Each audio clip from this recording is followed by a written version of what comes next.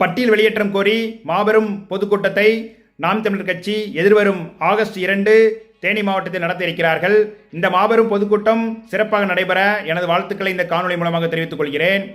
இதேபோல் பட்டியல் வெளியேற்ற கோரிக்கையை இப்போ ரீசெண்டாக டெல்லி ஜந்தர் மந்தரில் நடத்தினாங்க.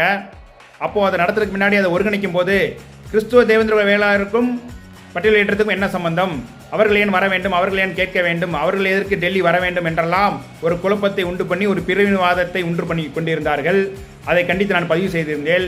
அதேபோல் இப்பொழுதும் நாம் தமிழர் கட்சி ஏன் பட்டியல் வெளியேற்றம் கேட்கிறது, அண்ணன் சீமான் ஏன் அதனை கேட்கிறார், அண்ணன் சீமான் என்ன நம் சாதியா, அண்ணன் சீமான் நம் இனமா என்றெல்லாம் முட்டாள்தனமான கேள்விகள் இந்த ஓரறிவு ஜீவன்கள் சொல்லலாம், விமர்சனம் செய்யலாம்.